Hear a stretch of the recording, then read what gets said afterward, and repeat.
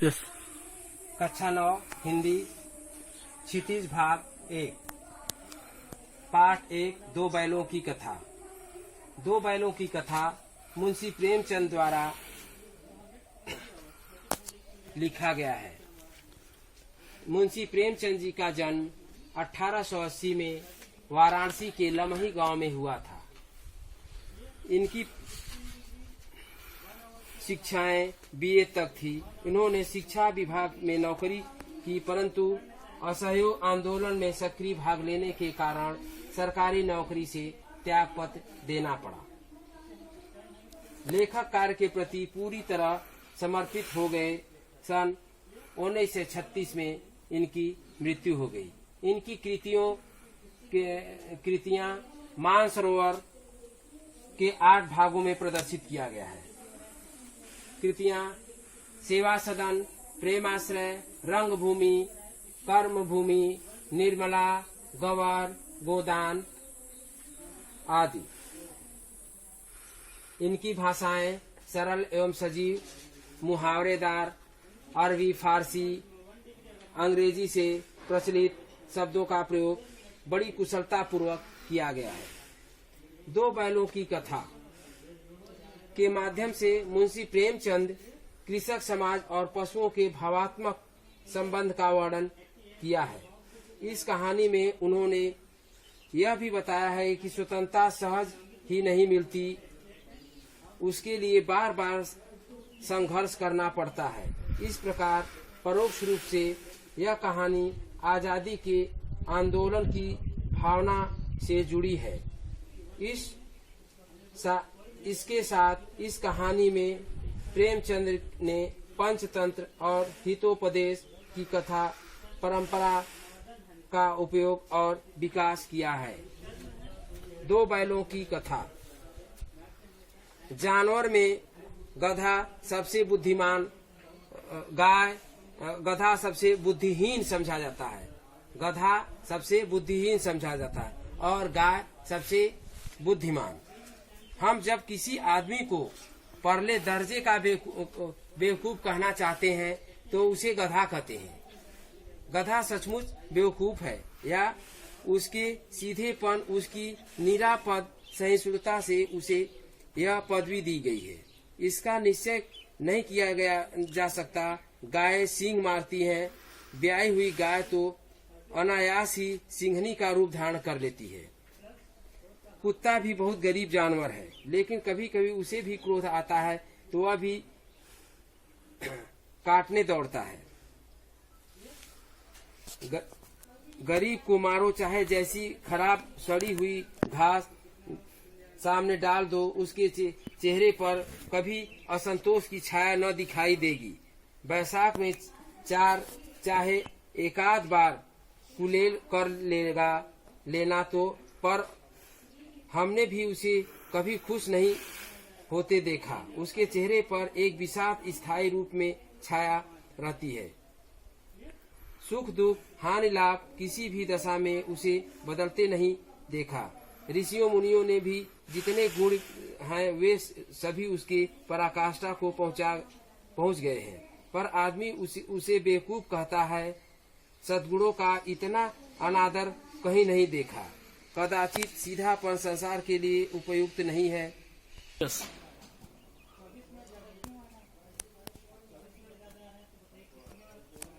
गधे का एक छोटा भाई और भी है जो उसके कम ही गधा है, और वह है बैल।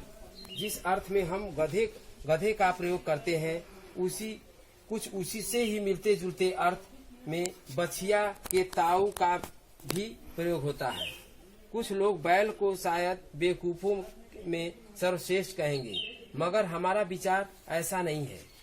बैल कभी कभी मारता भी है, कभी कभी अड़ियल बैल भी देखने को आता है और भी कई रीतियों से अपना असंतोष प्रकट कर देता है। अतः उसका स्थान गधे से नीचा है। झूरी काछी के दो बैलों के नाम हैं हीरा और मोती। दोनों पछाई जाति के हैं। पछाई माने क्या होता है? पालतू पशु एक नस्ल की है ना। देखने में सुंदर, काम में चौरस, ढील में ऊंचे बहुत दिनों साथ रहते रहते दोनों में भाई चारा हो गया। दोनों आमने सामने या आसपास बैठे हुए एक दूसरे के मुख भाषा में विचार विनिमय कर लेते थे। एक दूसरे के मन की बात कैसे समझ जाते हैं हम नहीं समझ सकते। अवश्य ही उनमें कोई ऐसी गुप्त शक्ति थी जिससे जीवों में श्रेष्ठता का दावा करने वाला मनुष्य वंचित है। दोनों एक दूसरे को चाट कर और सूंघ कर अपना प्रेम प्रकट करते हैं। कभी कभी दोनों सींग भी मिला लिया करते थे, विग्रह के नाते से नहीं, केवल विनोद के नाते से ही। आत्मा की बात है, एक बार हीरा और मोती को झूरी ने अपने ससुराल भेज दिया। बैलों को क्या मालूम कि क्यों भेजा जा रहा है, समझ में नहीं आया। मालिक ने हमें भेज दिया, अपना यो बेचा जाना उन्हें अच्छा नहीं लगा। बुरा कौन जाने, झूरी के साले गया को घर तक गोई ले जाने में दोनों दांतों पसीना आ गया। दांतों पसीना आया मतलब बहुत परेशानी को झेला ना। पीछे से हाँकता तो दोनों बाएं दाएं भागते, पगहिया पकड़कर आगे खींचता तो दोनों पीछे की जोर लगाते, मारता तो दोनों सींग नीचे करके हुंकारते। अगर ईश्वर ने उन्हें बाड़ी दी गई होती तो झूरी से पूछते कि तुम गरीबों को क्यों निकाल रहे हो?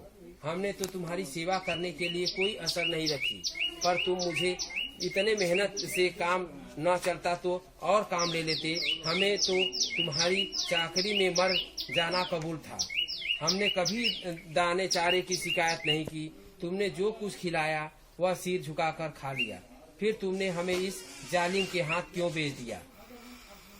संध्या समय दोनों बैल अपने नए स्थान पर पहुंचे। दिन भर के भूखे थे, लेकिन वह नाद में लगाए गए तो एक ने उसमें मुंह न डाला। दिल मारी हो रहा था, जिसे उन्होंने अपना घर समझ रहा था, वह आज उनसे छूट गया। वह नया घर, नया गांव, नया आदमी, नए बेगानों में लगने लगा, जिन्हें दोनों ने अपनी मुख भाषा में सलाह ली कि एक दूसरे की कनखियों से देखा और लेट गए।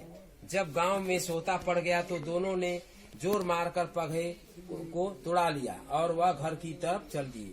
पगहे मजबूती थे, अनुमान न हो सकता था कि कोई बैल उन्हें तोड़ सकेगा, पर इन दोनों ने समय दूनी शक्ति आ गई थी। एक एक झटके में रस्सियां टूट गई। झूरी प्रातः काल सो कर उठा तो देखा कि दोनों बैल चरनी पर खड़े हैं। दोनों की गर्दनों में आधा आधा गराव लटका हुआ है। गराव माने गर्दन में, घुटने पर पांव कीचड़ से भरे हुए हैं और दोनों की आंखों में विद्रोह भरे स्नेह झलक रहे हैं। झूरी बैलों को देखकर स्नेह से गदगद हो गया, दौड़कर उन्हें गले लगा लिया। प्रेमालिंगन और चुंबन का वह दृश्य बड़ा ही मनोहर था।